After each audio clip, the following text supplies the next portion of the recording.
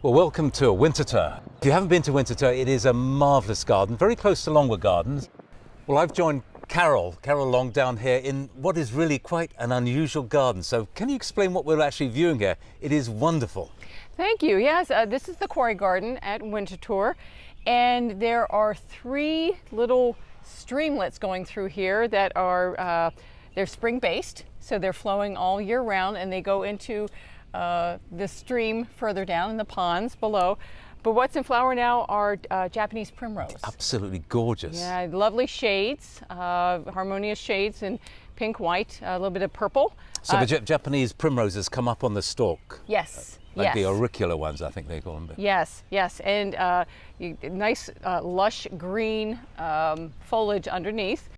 So Carol, this was a working quarry. The stone was actually used around the estate. Yeah? Yes, it was used for we'll have a lot of stone walls in varying styles throughout the property. And then once this was quarried a little bit, stone was imported and then placed a little bit. And once that was done, then the bridge was put in to kind of create that intimate space. And great viewing from above. It's wonderful to be in. It's such a surprise. As you're driving through, you see the rolling countryside, and you look over to the left, and my goodness, yes. there's this quarry garden. Yes.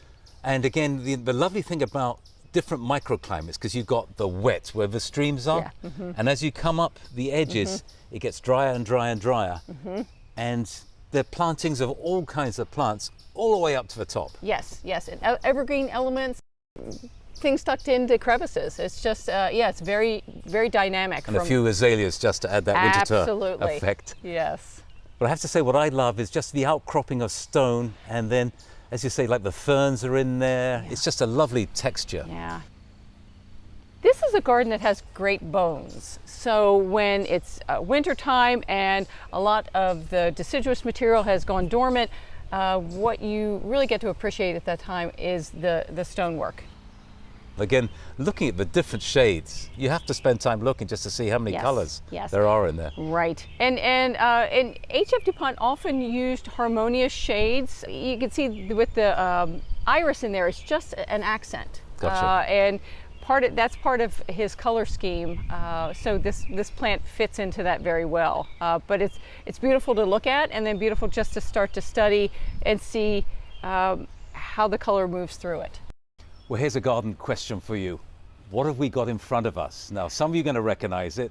In our area, it's actually tough to grow this if you're too high in elevation, but down by the river valleys, we could perhaps grow this. So, Carol, tell us all about this. This is a fun little plant, and people either love it or they don't, because it's a plant with a lot of personality. This is Oregon grape holly, and you can see the fruits right now. It has this wonderful, fragrant yellow flower. In about March for us, but you have these great kind of light jade to powdery blue fruits on it. They do look like grapes, just hanging in bunches. They do, and it looks like holly, so it's a great name to remember, grape holly. Yeah, but the leaf will let you know it's holly very quickly. Oh, yes, it will. There's the new leaves are nice and soft, but as you get into the older leaves, it's a little prickly. So Mahonia, or what is known as Oregon grape holly. Correct, yes. Fantastic. Thank you very much. You're welcome.